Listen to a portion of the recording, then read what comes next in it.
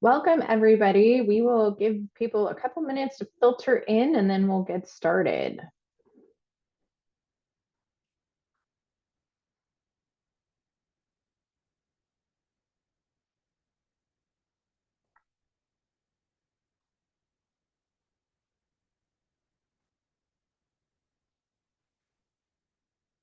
Okay, well, happy Friday, everyone. We are so glad you are here. Welcome to the second Interdivisional Series webinar on climate justice. This webinar is hosted by APA Division 34, the Society for Environmental Population Conservation Psychology, in collaboration with an acronym soup of SPSP, SPICY, the Society for Community Research and Action, Peace Psychology Division, the Interdivisional Psychology Division, Culture, Ethnicity, and Race Division. So we are really happy that you could all join us today and be part of this community. Our speaker today is Jennifer, who's going to give a talk for about 40 minutes, and then we're going to have a Q&A. So please, if you have questions throughout, please use the Q&A button which I hope is active, to chat with Jennifer and answer any questions. And we'll answer questions at the end. We'll have a Q&A section. And while you're here, we'd love to have everyone introduce yourselves in the chat while Jennifer's getting her slides. So just let us know where you're coming from today. But I'm going to introduce Jennifer and I will turn it over to you. So Dr. Carman is the Director of Survey Strategy at the Yale Program on Climate Change Communication. Her research interests lie at the intersection of climate change adaptation and human behavior, and she focuses on understanding how we can protect ourselves and advance the common good. She received her PhD from the School for Environment and Sustainability at the University of Michigan. Welcome, Jennifer. Please tell us more about climate justice and American public opinion. Hi, thank you so much, Hale, for having me, and thank you, everybody. Let me share my screen. Okay, everybody should be just seeing a slide that says climate justice and American public opinion. Does that look good?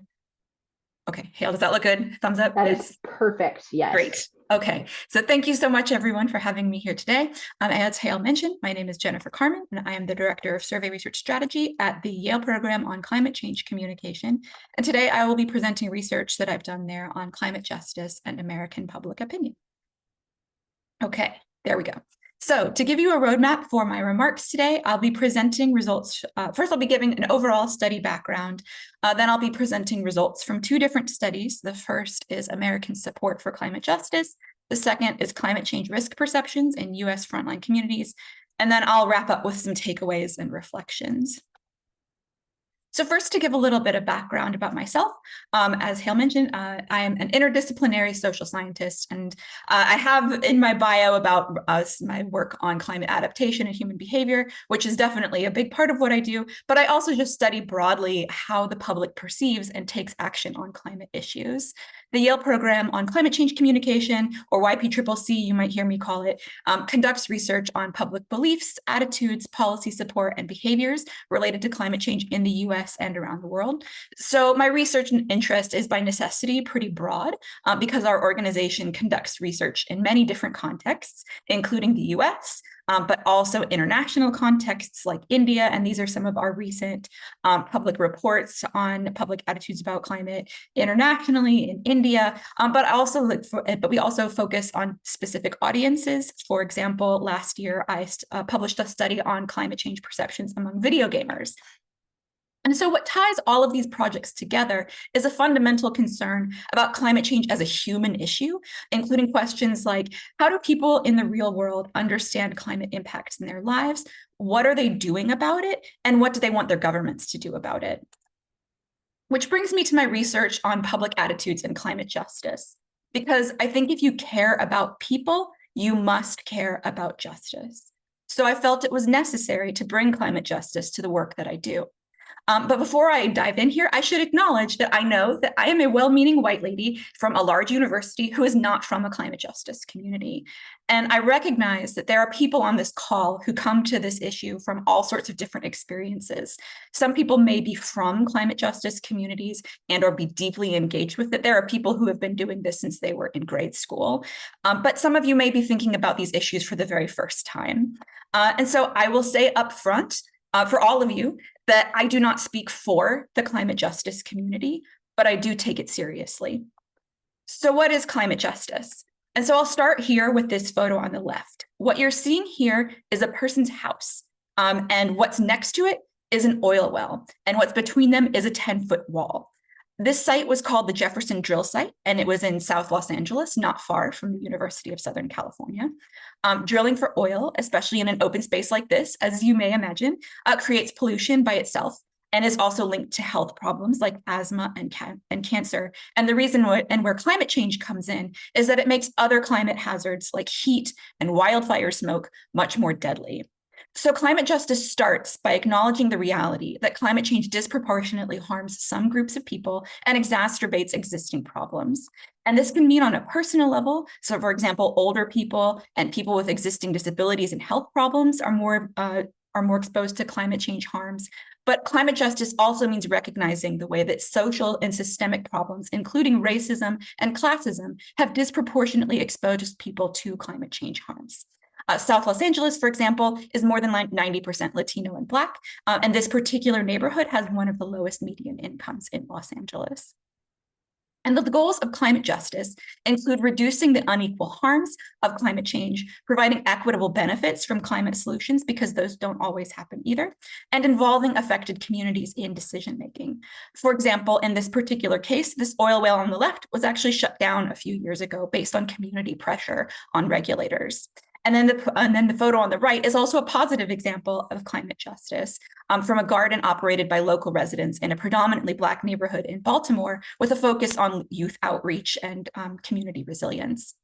And so I should also note upfront that there is an important international component to climate justice between global North and global South nations, but I'm focusing on the US for my purposes today, but there's also lots to talk about there. Okay. So why study public opinion on climate justice? Because this is not something that everybody does. I argue that this is necessary because climate justice is only possible with public advocacy. And to understand the potential for public advocacy, we need to understand public opinion. So we did this using two different studies, which is what I will be presenting on today, drawing on the Climate Change in the American Mind, or CCAM study. And so this is a survey that has been run twice a year since 2008 by YPCCC in partnership with the George Mason University Center for Climate Change Communication. And this survey measures Americans' opinions about climate change and many related issues. And the data allow us to track variations in opinion over time and by geography. The purpose of using CCAM was to let us measure public opinion related to climate justice at the national level. And so we did this using two studies. And so now I will dive into the first of those studies, which is called American Support for Climate Justice. The study was, the methods for this study is based on one wave of the Climate Change in the American Mind studies, specifically connected in spring of 2023, and collected from a representative sample of Americans ages 18 and up for a total N of 1,011. The descriptives, we do use weights for the descriptives to match US demographics. And I should also note, especially for this audience, that this was an exploratory study, and so there was no specific hypothesis testing. But one important aspect, and I think innovation of this study, is actually how the questions themselves were developed, because it was different from a typical national survey. At YPCCC, we're experts on survey design and public opinion on climate change, but we're not experts on climate justice. So we brought in people who are. And this started back in the summer of 2022 with 8 listening sessions with climate justice practitioners from across the US and in Canada. We asked them what kinds of questions would be useful for them to know from CCAM. We then developed a whole suite of new questions that were asked in the spring of 2023. And the organizers that we talked to became co-authors on the study. We worked with them on developing and finalizing the question text, And they also served as co-authors on the public report, which was released in the fall of 2023, as well as the related peer review publication, which came out in December of 2024. And so this is the list of the people who worked on this report. And I highlight them up front. And I don't need to read every individual name, but I do want to acknowledge them here because it's important to do that. And I really cannot thank them enough. They provided crucial insights and guidance for this work at every stage, from those very beginning listening sessions to the final publication, and over a course of multiple years. And so I can't thank them enough. And we also could not have done this work in any meaningful way without the contributions of everyone listed here. I particularly do want to actually shout out WEACT for environmental justice, because they've been particularly strong partners and continuing partners on working with disseminating these results. And I can talk about that if people are interested, but there's been a lot more that's happened with this work since, besides just the generation of results. So the study started out with 2 research questions. We did add another one that I will get to in a little bit. So the first is, how much do Americans support climate justice? And then the second was this exploratory question: what psychological and social factors are associated with support for climate justice? But to start, to answer the first research question, first, we just asked people if they were familiar with climate justice at all. And we found that about 1/3 of Americans have heard or read about climate justice. So we just asked a basic question: have you ever heard of anything about climate justice? And so this 34% here at the bottom is overall US respondents who said they'd ever heard of it. And either a lot, some, or little. People who said not at all were the rest of the responses.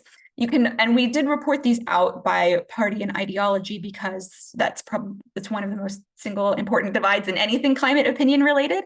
And you can see that a narrow majority of liberal Democrats, 56%, say that they have heard of it. And about a quarter to a third of conservative Republicans, liberal and moderate Republicans, and moderate and conservative Democrats say that they've heard of it. And I should also note that we do have data for independents and those not affiliated with a political party, but we don't show them here due to small sample size. So then we read, I skipped ahead. You can see we read them a definition of climate justice to measure support for its goals overall, and about half of Americans overall said that they support it. And so this was the definition that people read as part of our survey after answering this question about awareness. Climate justice refers to the idea that global warming affects everyone, but certain communities are harmed more than others, especially low-income communities and communities of color, which is also a term that we defined for them on a different screen.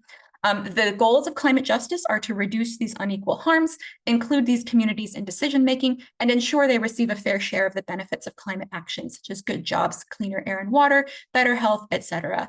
How much do you support or oppose the goals of climate justice? And as you can imagine, the climate justice organizations that we worked with this is one of the major areas where their contributions were incredibly important, was just if you were describing climate justice to someone who, for the first time, what would you say? And this is sort of the agreed upon text that we all could fit into a survey question.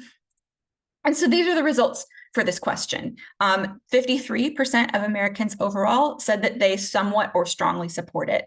Another 30% said that they are neutral, that they neither support nor oppose, and only 20% of people said that they outright oppose it. You can also see a massive political divide between between Democrats and Republicans on this question. Also between moderates and the different ideologies within party. 91% of liberal Democrats support it. 65% of moderate Democrats support it. This is about 79% of Democrats overall. But also notably, support is not zero among Republicans. It's not high among Republicans. If it were high among Republicans, we would be concerned about the question wording, to be honest. But it's also not zero, that it's 31% among moderate and liberal Republicans, and even 19% among conservative Republicans. So in answer to the second research question, this is something that especially for a psychology audience, I wanted to highlight, which is an OLS regression that we did to explore the psychological and social predictors of support. And so these here are standardized regression coefficients with standard errors in parentheses and the p-values indicated with the usual stars. And so looking at these predictors, what we found is that there are different kinds of predictors of climate justice support.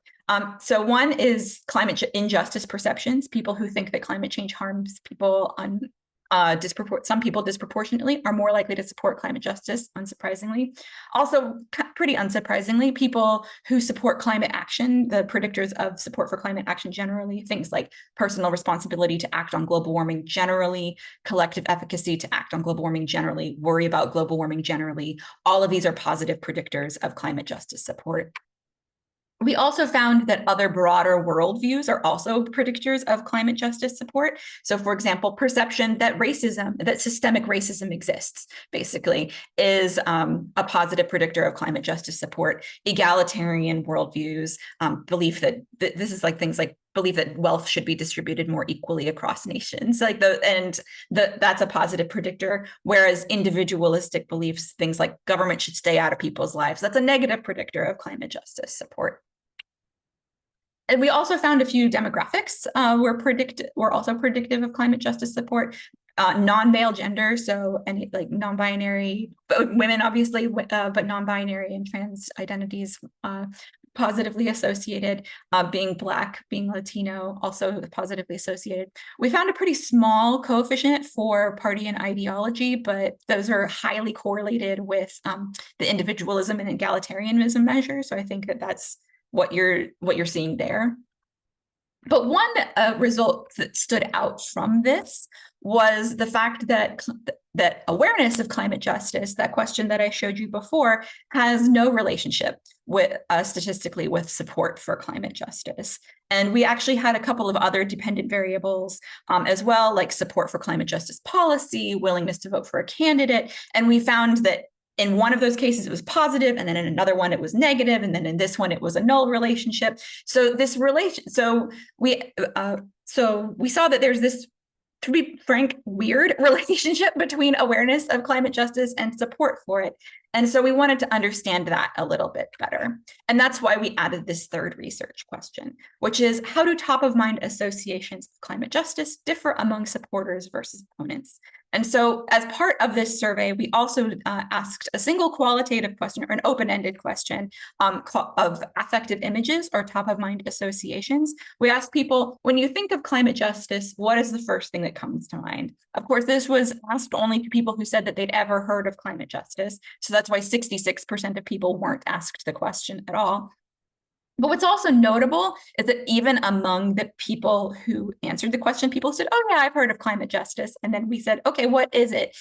The modal response was skipping the question, was no response. And then we also had another 2% of people, you can see farther down here, who said that they don't know.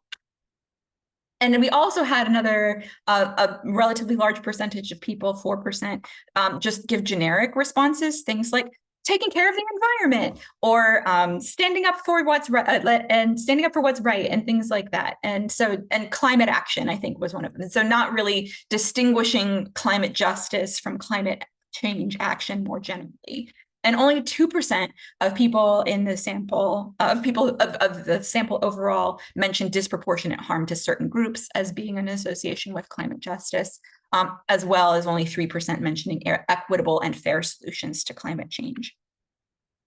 So we decided to do a crosstab of looking at people who subsequently say that they support versus oppose climate justice to see how they answered this question. And so we can see that we put it into 3 groups. People on the left are people who oppose climate justice goals, about 20% of the sample, like I said.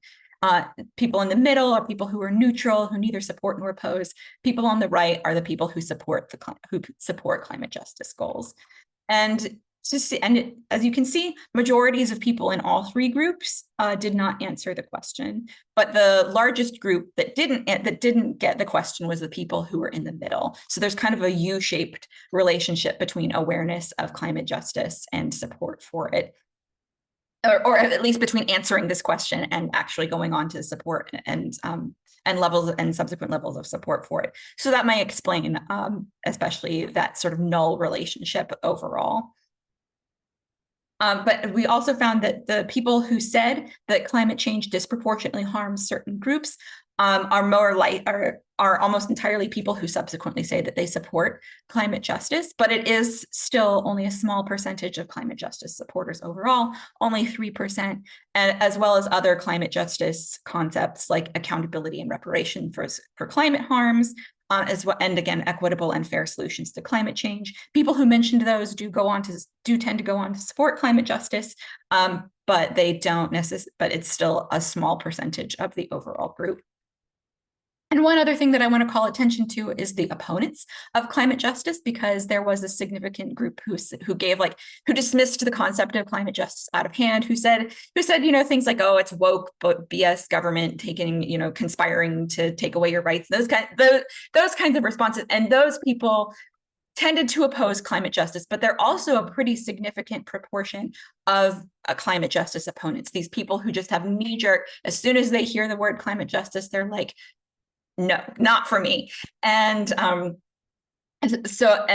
what's also notable about this is that there's this among opponents, there's this convergence on naysayer, knee-jerk, immediately dismissive responses, whereas among supporters, there's not a clarity of a single concept that people have associated with climate justice. So opponents have a much clearer sense of not wanting climate justice, whereas supporters don't really have a clear sense of what they want from climate justice.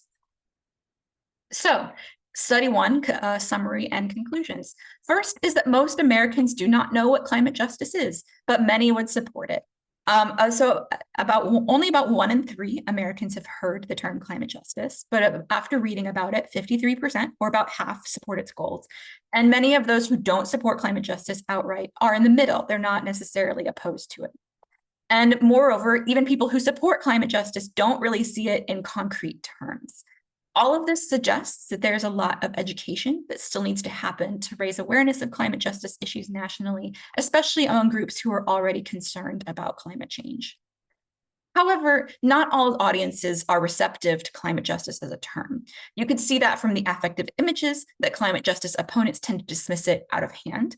But that doesn't mean that climate justice is irrelevant to these groups. And practitioner co-authors on this study actually described ways that they have been successful in reaching these groups in climate justice campaigns. But usually they do so by avoiding the term climate justice and instead focusing on the concrete benefits to these communities, which is really a good practice for across all audiences. And then the third is that research practitioner collaborations are possible, not just locally, but nationally. So a term that I haven't used explicitly yet is engaged research, but that is something that informed this study. And that is a practice that's been around for decades. And many people who conduct justice-related research incorporate engaged methods. And so this wasn't a fully community-engaged project, but my point here is that engaged research tends to happen locally and not nationally. But as more and more national and international work happens, it can be easy to lose sight of the people who are on the ground. And practitioners like the ones that we worked with are really good at speaking to those concerns. And one of the things that I really want to say with this study is that practitioners who can inform this kind of work do exist. And many are willing to engage, and they can and will make your work better. So that's the end of study 1. And now I will present results from study 2, which is climate change risk perceptions in frontline communities in the US, which is actually currently under peer review. So this study looks at climate justice and public opinion from a different angle.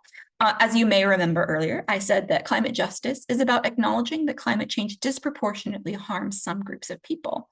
And one term that is used to describe these groups, especially at the community level, is frontline communities, aka and one phrase that you'll hear a lot to describe these places are places that get hit first and worst by climate change impacts. And so one example of this is this photo here on the left, which is of Houston after Hurricane Harvey, especially in many low-lying neighborhoods.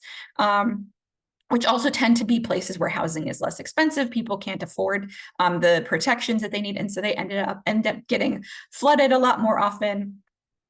And then on the image on the right is also an example that just illustrates what it means to be in a frontline community. And this is an image of young women from El Paso marching in the New York Climate March in 2014 with a sign saying climate change affects us the most. And I think that that's exactly it, right?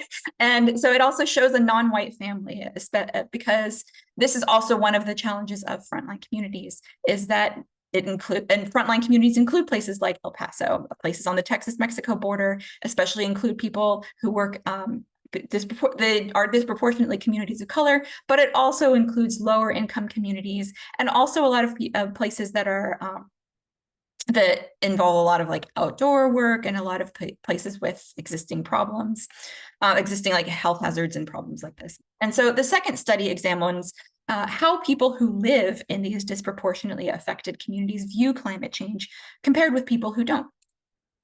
And so this study used 6 combined waves of the climate change in the American Mind study and used a dummy variable. And so from fall 2021 to spring 2024, it used a dummy variable to assign frontline community status based on latitude and longitude mapped to the US Climate and Economic Justice Screening Tool. And so for those of you not familiar with this tool, this was a national screening tool developed and released by the Biden administration in 2022 to systematically identify what it calls disadvantaged communities. I use the term frontline communities because disadvantaged is not a great term. But point is, it identifies at the census tract level places that meet in the US that meet various climate and economic risk thresholds. And for those of you familiar with the Justice 40 initiative, this was the tool that was used to identify eligible locations through that initiative. And there are many, if you've been in this world, you know there are many other tools that incorporate similar analyses. But the strength of this tool for this study is that it created a single binary indicator to identify census tracts that are particularly vulnerable to climate impacts and affected by existing environmental problems, and applies it nationally. So it really provided a clear and systematic way for us to say, this location is a frontline community and this location isn't. And which is something that we haven't been able to say before now. And of course, this tool is already removed from federal websites. It is available elsewhere in archived form. We'll leave that aside for now. But in this study, we matched CCAM data, latitude, longitude information to this map to identify who in our study was located in a frontline community versus not. And so the final sample was, we identified 1,156 people who were located in frontline community tracts versus 3,850 who were in non-frontline community tracts. So there are 3 research questions that this study was meant to answer. First is, are people in frontline communities more worried about global warming than those not in frontline communities? The second is, how do predictors of global warming worry differ between people in frontline communities versus non-frontline communities? And then the third is, and this is a slightly different question, but it's important. You'll see when we get there. Does the relationship between global warming worry and frontline community status vary geographically? So, in answer to this first question, are people in frontline communities more worried about global warming? No. Combining all these 6 waves, we found that 65% of people in frontline communities are moderately or very worried about global warming, compared with 64% of people who were located in frontline communities. We did find that people in frontline communities are more worried relatively about many environmental hazards. So for example, this is a comparison on worry about various hazards like extreme heat, water pollution. And so we found that a majority of people in frontline communities, 52% said that they are moderately or very worried about extreme heat, versus 42% in non-frontline communities. Water pollution, it was 48% of people in frontline communities versus 39% in non-frontline communities. Electricity power outages, 47% versus 36%. Air pollution, 47% versus 40%. And one that I also want to call attention to is flooding, because there's a 10-point difference between people in frontline communities versus not, even though the absolute percentage is relatively lower. And it's also worth noting that that people in frontline communities and non-frontline communities are both more worried about global warming than any individual hazard, as you can see. And so we also did some statistical testing to see how to measure these a little bit more robustly. And we found that demographics explain many of these hazard worry differences, but I'll walk you through the statistical testing that we did in more detail. So on the left is the Cohen's d standardized mean differences in levels of worry between comparing frontline communities versus non-frontline communities. And so for it, we find here that there's a small but statistically significant difference between frontline communities and non-frontline communities. For those of you who haven't seen something like this before, what this is the Cohen's d coefficient. These right here are the error bars, and then this line right here indicates whether it's statistically different from 0 or not. And so this 0.2 indicates a small but statistically, and these error bars indicate a small but statistically significant difference from 0. And a 0 means that there's no difference between frontline and non-frontline communities. So what we see here is frontline communities slightly more worried about, well, significantly more worried about all of these, especially for electricity power outages, flooding, and extreme heat. On the right here, and as well as water pollution and air pollution are statistically significant, but slightly smaller differences. On the right here, we have OLS regression. These are unstandardized coefficients on the right here. We included demographic controls because people in frontline communities are, of course, very demographically different from people not in frontline communities. So we controlled for, let's see, race, home ownership status, region, party and ideology, gender, let's see where there was income. And so including those kinds of controls, we found that those demographic differences explained a lot of these differences, except for electricity power outages. People in frontline communities are slightly but significantly more worried about power outages compared with people not in frontline communities. And the other thing to call attention to here is that global warming is not statistically significantly different, regardless of which statistical test you use. So with that in mind, we wanted to know why. Why is this the case that people in frontline communities, despite being more exposed, are not more worried? And so we looked into some of the theoretical factors that have been identified in other research that predict worry about global warming. And we found that people in frontline communities overall are not hearing as much about global warming.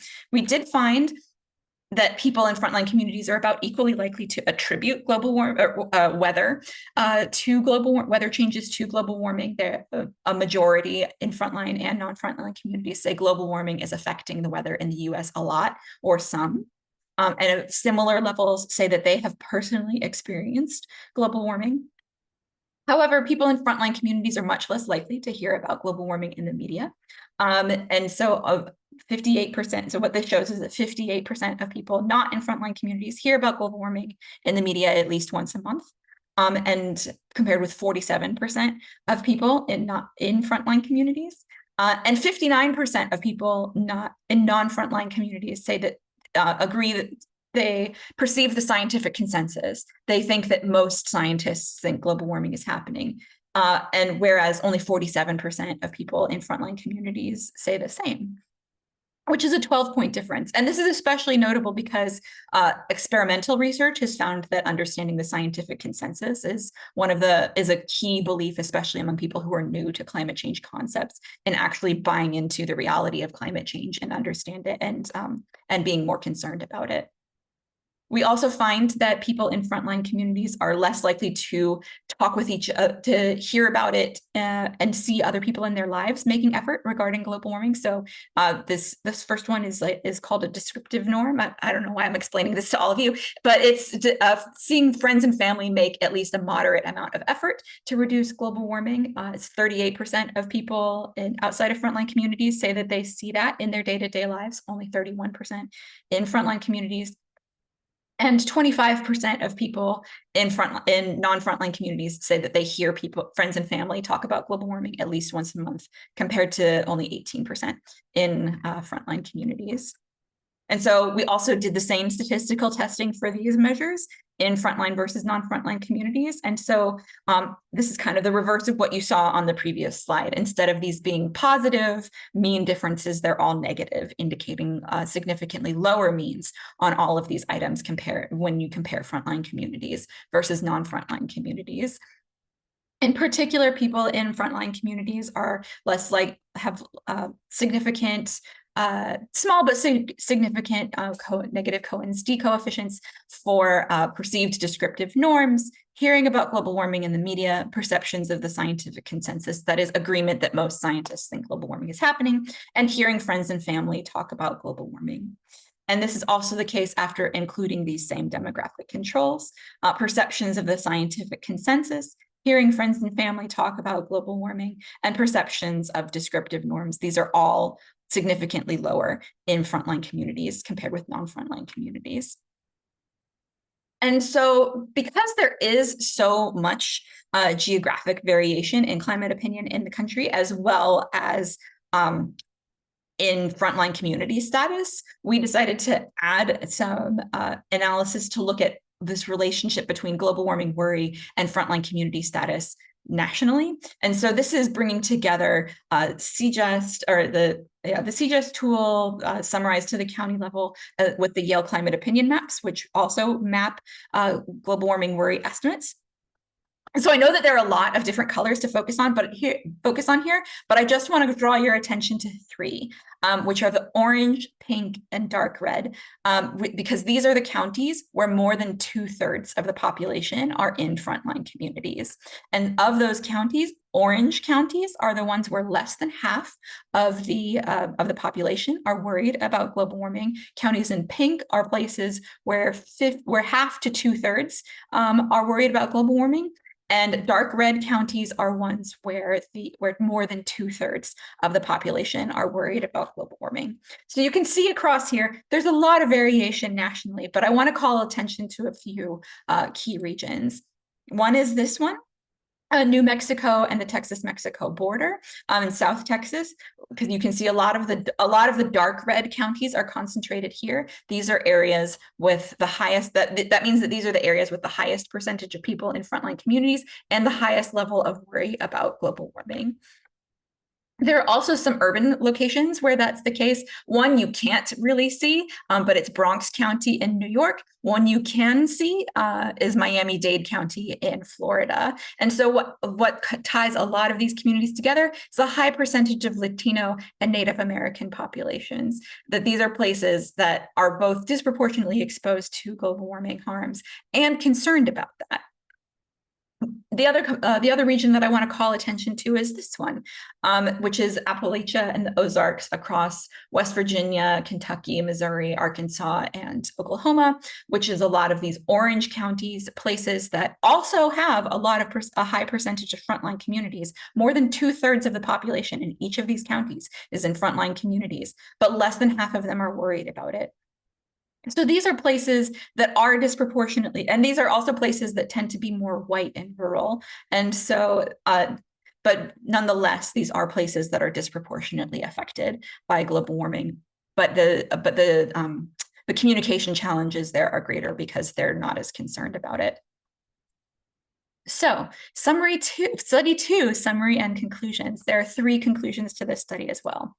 The first is that most people in frontline communities are worried about global warming, but but they face other stressors too. Nearly 2/3 of people in frontline communities are worried about global warming, and half say that they've personally experienced it. But these percentages are about the same as people who are not in frontline communities. In other words, the people in frontline communities are more exposed to global warming harms, but our results suggest their level of concern does not match their level of exposure. But one thing that's important to remember is that people in frontline communities also face a lot of other stressors besides climate change. A lot of people in frontline communities are worried about paying their bills, keeping their housing, feeding their family, and dealing with health problems, which are often related to stress and poor environmental quality. And so when I've talked with people who work in frontline communities about these results, the response I actually usually get is, yeah, that makes sense. It's not that people in frontline communities don't care about climate change. Most do. It's that they have other worries and they may not see the connection between those worries and climate change, especially because the communication to make those connections is happening less often. The second is that there are different audiences for climate communication with frontline communities. Frontline communities are not a monolith, and that's why I showed that map, because there is so much variation. You can see that, for example, that frontline communities with larger Latino and Native American populations are more likely to be more worried, while frontline communities with more rural and white populations tend to be less worried. But climate change affects these communities differently, but they are nonetheless all disproportionately harmed. And communities that are more worried about climate change may be more willing to engage directly with climate change concepts directly, whereas the people who are less worried about climate change, similar to the climate justice study, like they may need other language and engagement strategies. And then the third is just that more research is needed for and with people in frontline communities, such as ways to build awareness and support for climate action. And I realize that this image is actually loaded, and I chose it deliberately because I know it implies an outsider white guy coming in to help, but I used it because I think that if you are an outsider white guy interested in advancing climate justice, it's important to know that you can do it, but you have to be careful about it, which is why I say that this research should be for and with frontline communities. It's a cooperative process, and it needs to be a respectful one. So this brings me to some final thoughts. As I've been putting together this presentation, there are a few themes that I think emerge across these two studies. The first is that climate justice is not well understood nationally, but one thing I do want to point out is that there have been many local successes. The climate and environmental justice movements have been around for a long time, and organizers work very, very hard for their communities. And there have been major wins, like the South Los Angeles neighborhood I mentioned at the beginning. And those accomplishments should not be ignored or discounted. And it's how we've gotten to the level of support that we have. The challenge is that not every community has a champion for climate justice, and a lot of people who aren't actively involved only have a vague idea of what climate justice is or how it relates to them. So support is very scattered at the national level, and that's an important challenge. The second is that communities of color are key audiences for climate justice communication and engagement. You can see this in both studies. People of color are more likely to support climate justice, and frontline communities that have more Black and brown residents, especially Latino and Native American residents, are most concerned about climate change. And so engaging those communities is a really important way to actually engage directly with climate concepts and build support for climate action. But the third is that rural, low-income white communities are also affected by climate justice, but may be less receptive to that language. And that was apparent in both studies, that in both the people who are more rural, more white, are more likely to fall into the climate justice opponent, but also climate justice neutral categories. But also especially in the second study, where you can see that large geographic band of rural, low-income white communities that are disproportionately harmed by climate change, that are frontline communities, but are not worried about climate change itself.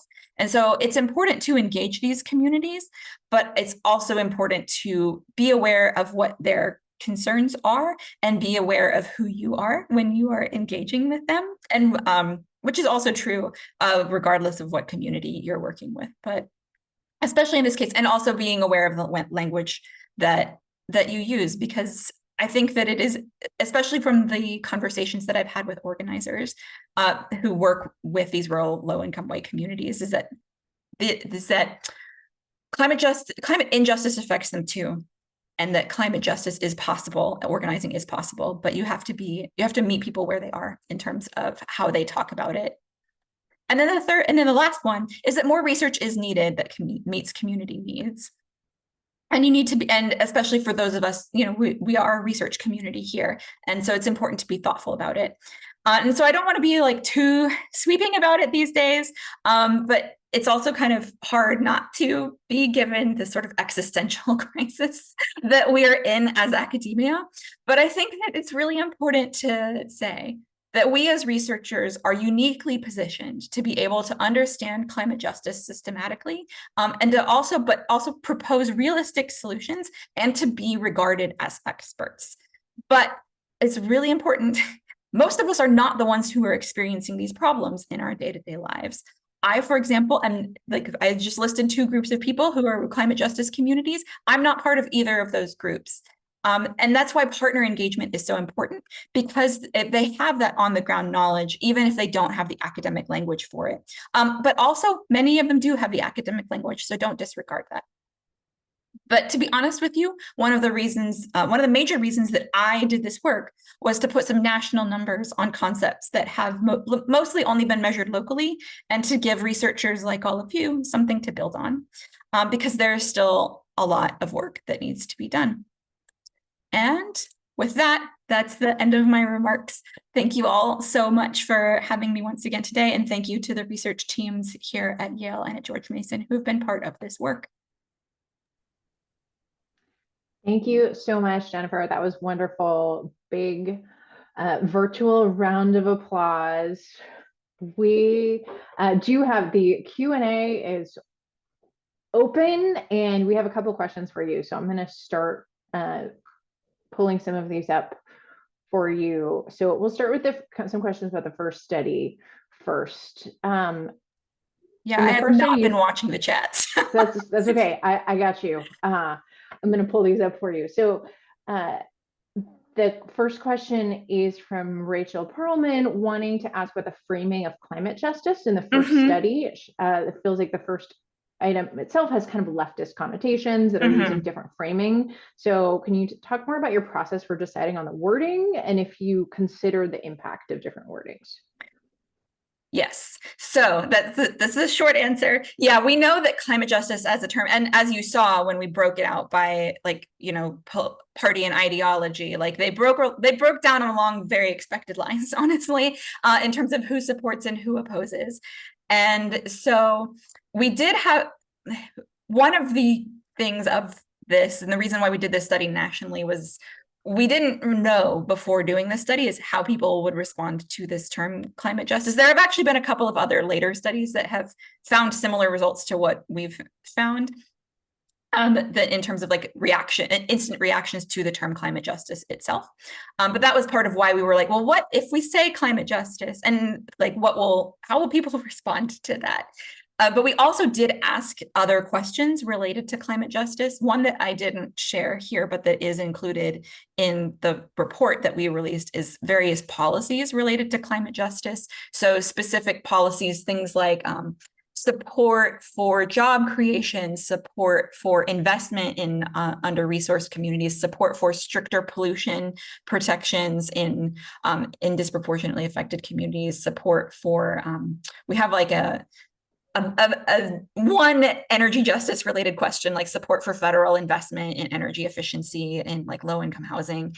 And we find that those kind of like, when you ask people about specific policies, those tend to get high support across the board. And they also tend to get bipartisan support. Some of them have like, I think that it used to be, and we'll see, we're about to go into field again, but we have a question about like investment in low-income and communities of color who are disproportionately affected by climate change. That had 70% support from the entire US population, including like, 2/3 support or something thereabouts from moderate Republicans. And I think like 40% support from conservative Republicans.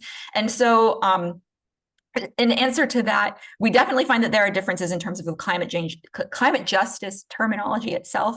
And that is why the recommendation, especially from people who are doing the work on the ground, is to talk about those specific benefits, to talk about, and to point to the pollution that people are experiencing. Like that's one of the things, especially working with climate justice communities, is that people in these communities have stories. They have real stories of children with asthma, of friends who have died from cancer, and pollution in their water. Like Hale mentioned, I went to the University of Michigan, which is an hour south of Flint. Like the people could turn on their tap and see, brown water come out of the tap. Like the people in climate justice communities in particular, I think that they have the most concrete experiences of environmental problems and climate impacts.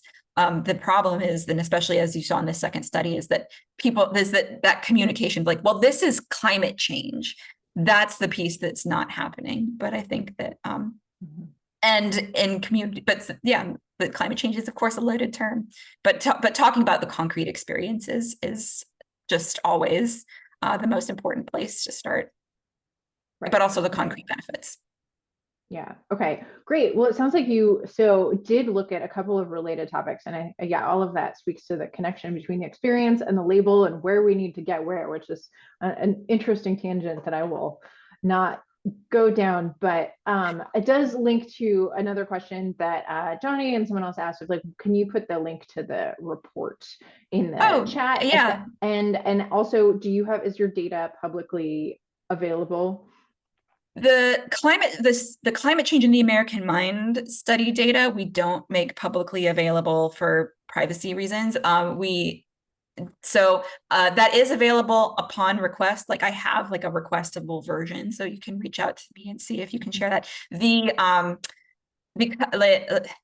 I'm working on making the study 2 data available, especially the YCOM, like the map data, because those come from 2 public resources. There's no reason not to make that publicly available, so that will be publicly available.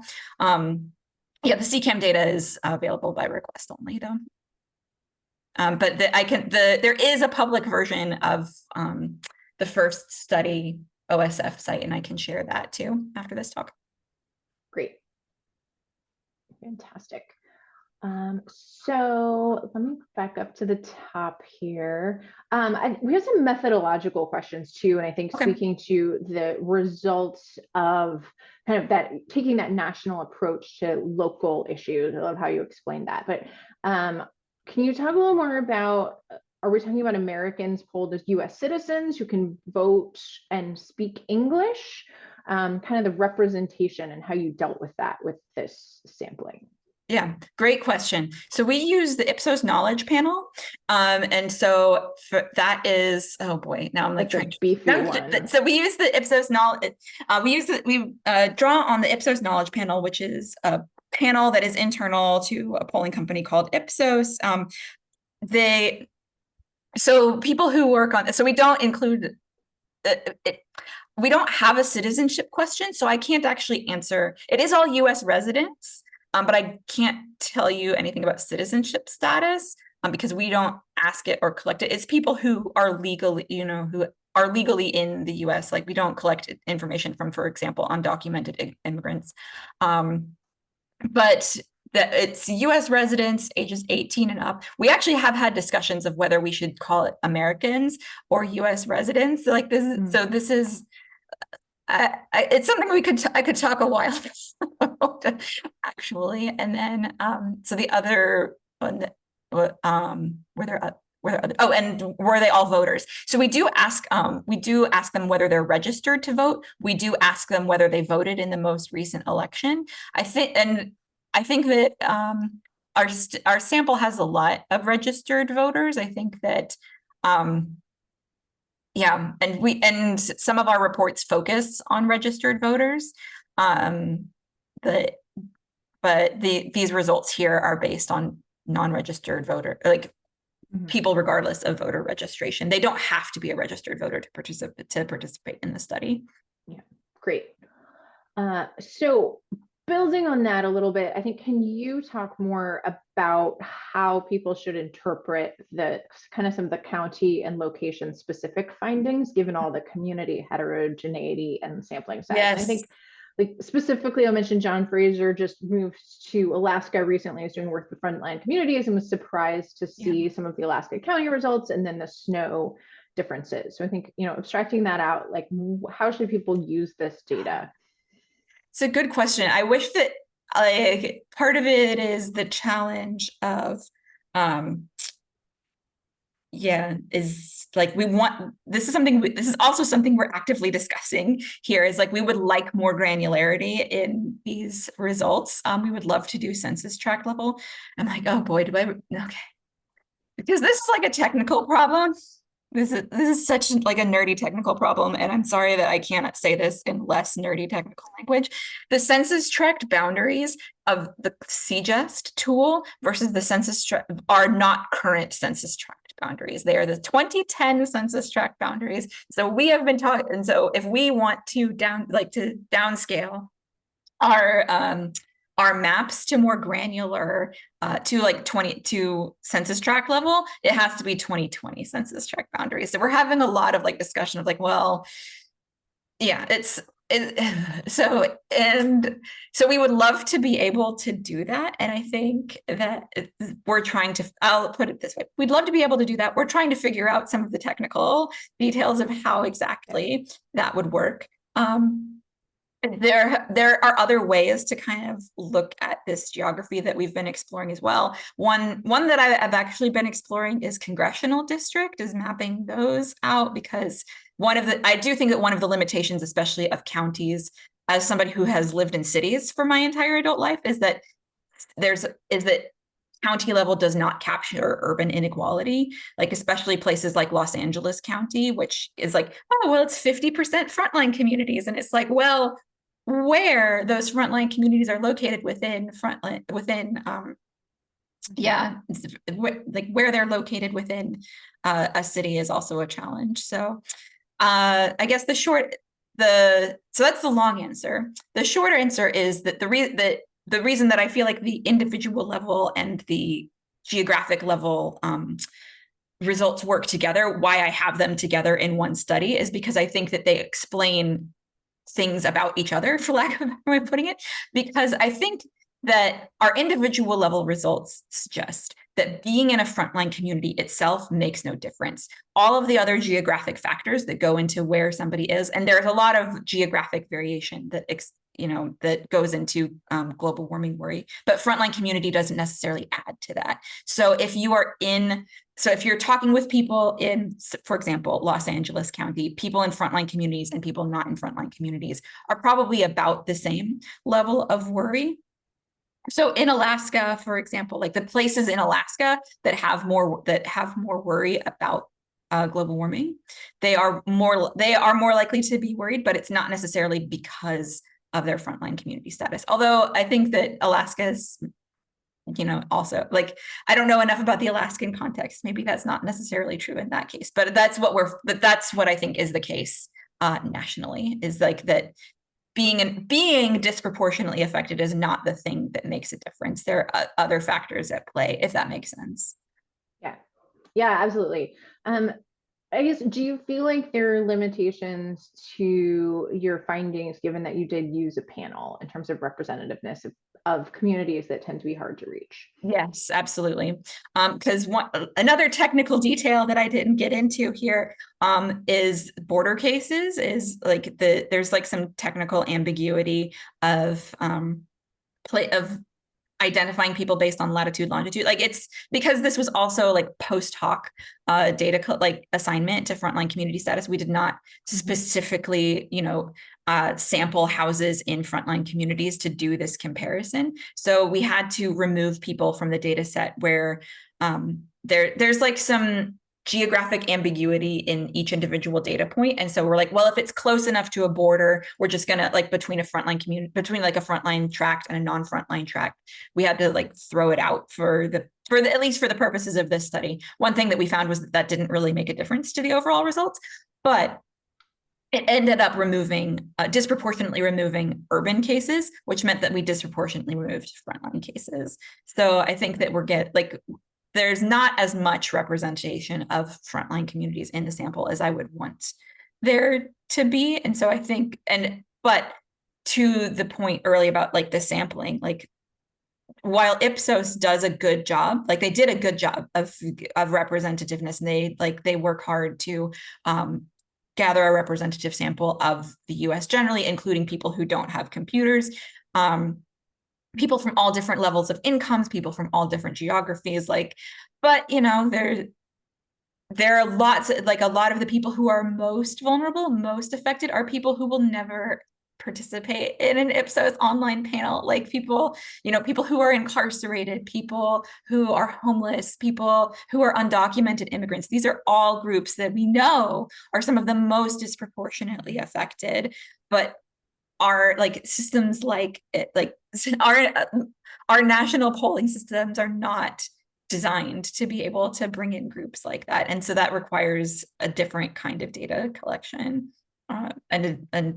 but also different kinds of strategies. Yeah, absolutely. So I know we are at the top of the hour, but we are billed for 90 minutes, and I'm going to keep rolling through because we haven't gotten to all the questions yet. So if you have to get off or feel, all right, well, I'm going to have some coffee. Yeah, and because I do want to add a couple other quick methods questions, and then I want to close with some like what next, how do we get the impact out, and what can we do as researchers? So okay, how do you account for, these are just like quick hit, how did you account for the differences in exposure to hazards by region in study two? Wildfires are more prevalently experienced by people in the West. So we included, we didn't do a lot of that. I mean, I included, that's the OLS regressions included region as a control. But that's also like, we didn't get into the granularity of different kinds of hazard exposure. There's another person here who is doing work specifically on that. I'm not like, I'd have to have a conversation with her. I don't know if there's reason to suspect that differences in exposure to different kinds of hazards would make that much of a difference, but I don't know. I'd have to think about it. We'd have to look into it more, because we do have it's a study that maybe that will be the next study. And then in study two, can you talk a little more about how worry was measured and control? That was self-report? Yes, yeah, everything is self-report. And so it's just a question, it's a single item measure of how worried are you about climate change? Or not climate change, global warming. This is part of our survey wording as well, as just how worried are you about global warming is the question. Not at all worried, a little bit worried, somewhat worried, very worried. And so it's just a 1 to 4 mean. We do, I mean, obviously at PCCC, we have the 6 Americas, and I didn't do that for this study. Like, I didn't do this for the peer-reviewed version, and I didn't share this out in the presentation today. I did do an analysis of the 6 Americas and how they compare for frontline versus non-frontline communities. So slightly, I guess, a version of worry measure that has more items, but found the same result. The results were exactly like the distribution of the 6 Americas across frontline versus non-frontline communities was exactly the same. That was actually the thing that started this whole study for me, was I had the frontline community assignments. I was like, great, let's see how the 6 Americas look between these two, and then got the results back, and I was like, they're the same. They're exactly the same. And I was frankly very surprised by that. And so that kind of was the impetus for all of the research of study two, was like, well, why?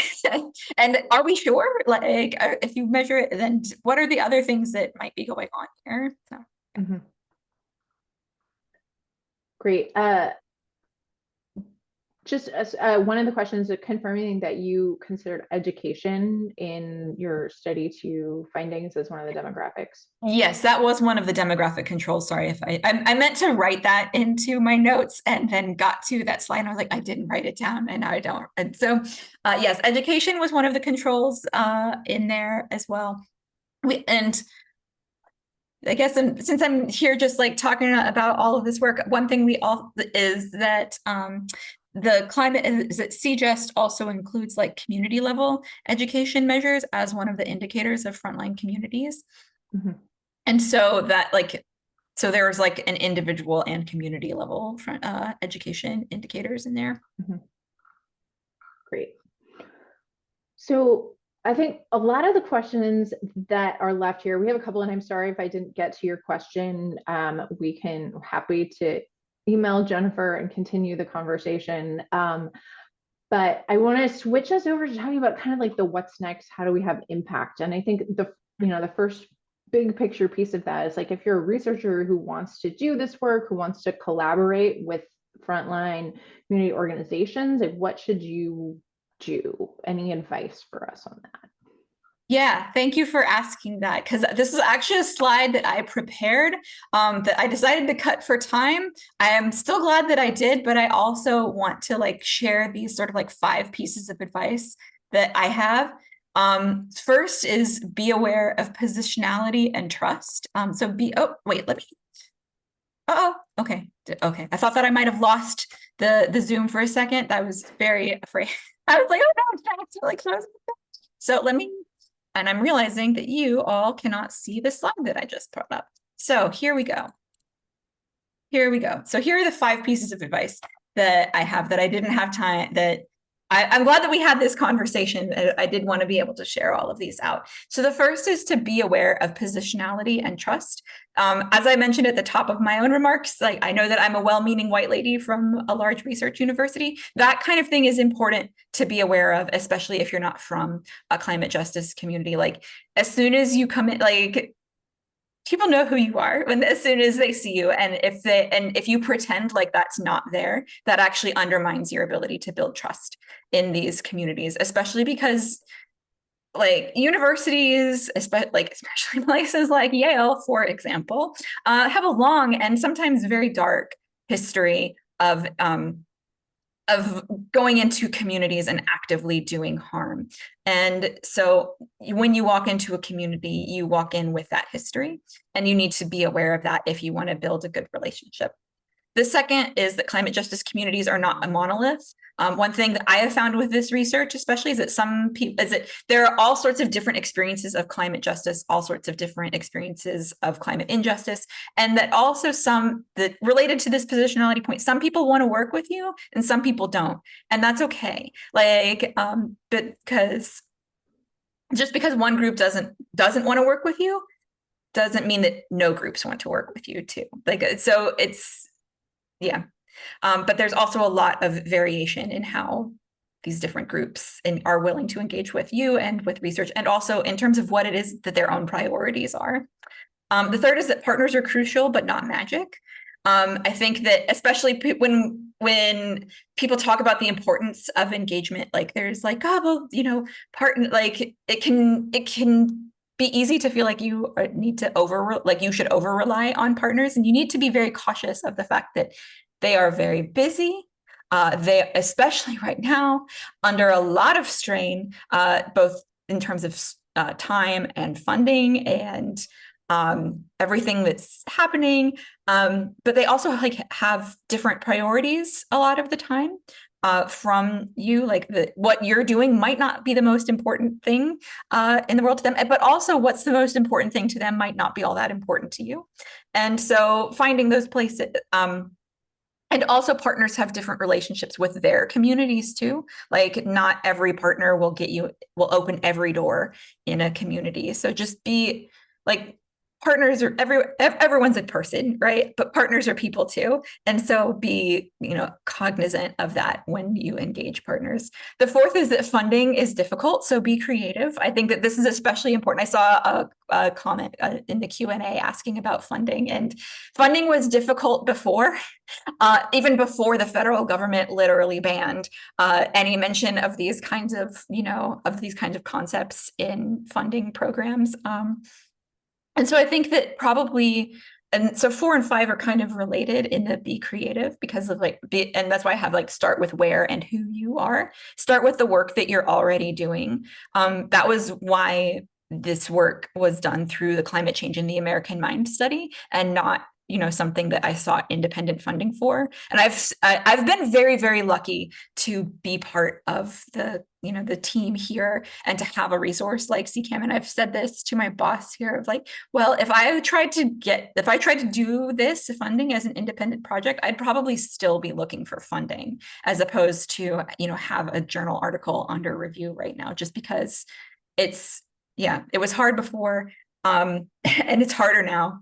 And so, but you can also find ways, I think, that through existing projects. And so my charge to everyone here is like to think about what it is that you're doing. I have no, like, I know CCAM is what I'm doing. And so this is how I thought of how to bring climate justice into it. But everybody here is probably doing something. You probably all have research projects. And so one thing to think about for you is, how you think that these concepts can be relevant to the work that you do, but also starting from where you are, looping all the way back around to this positionality and trust is a better way to do that, because you can do it you can engage in a more genuine way, because you can offer the genuine expertise that you have from the position that you're in. Great.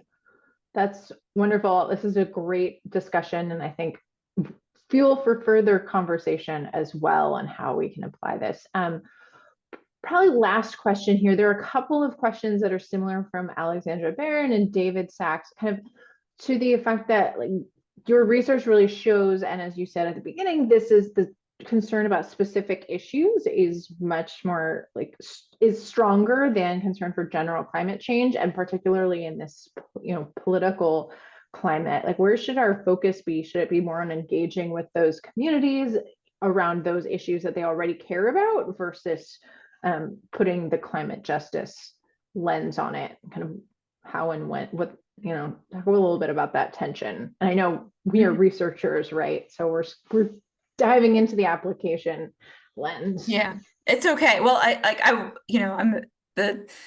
at a climate communication place. So that's like usually where we start from. And so and I feel like I would be derelict in my duties as somebody who worked here if I didn't say it depends on your audience. The first rule is know who you are communicating with. And so that's, again, like going back to that map that I showed of like showing this different geographic distribution of audiences. Because the other piece that's in there that I didn't really emphasize is the places with like lower percentages of frontline communities and higher concern about climate change. Like there are plenty of those communities as well. And so knowing your audience, knowing their level of concern about climate change tells you a lot about how explicit you can be in talking about climate. I think that that's probably the main thing to start with. Is, if you know that you're working with a group of people, if you're in an area that has a lot more concern about climate change, you can talk about climate change more easily. Whereas if you're working with an audience that is less receptive to climate change, and we have a pretty good sense, at least in the US, of which audiences those are now. And this whole study shows you just being disproportionately exposed does not mean that does not change that.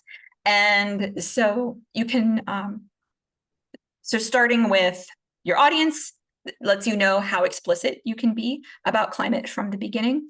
But regardless, yes, starting with what people are experiencing, starting with the things that they care about, starting with things that are concrete and things that are linked to their lives is really important. And the third piece of advice that we always give is storytelling, especially storytelling from their communities. It's finding people who have stories to tell. And this is more like now I'm getting into like communication strategies, but yeah, understanding audiences, understanding where they are and how explicit you can be. And I think making climate change concrete is always a good is a good strategy across audiences. But when the difference is really like when you can mention climate explicitly, because and that's where knowing your audience makes the difference.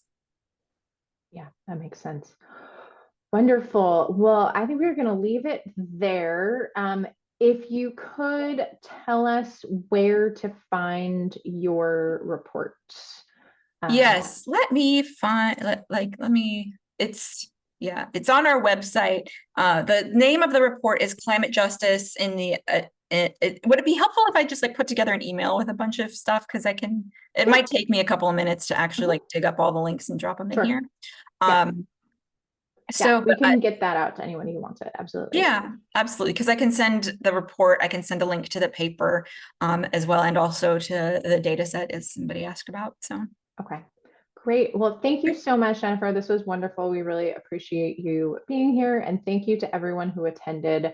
It's a really important time to have a sense of community and a place to support each other. So we're really glad that you are all yeah. here with us. There will be more of these webinars. If you want to attend another interdivisional climate justice webinar, please sign up for the Division 34 listserv on sepsip.org, and we will receive those emails. And enjoy your Friday, everyone. So thank you, Jennifer, for being here. Thank you so much for having me, and thank you to the APA for convening this. As you mentioned, this is so important right now. Thank you. Take care, everybody.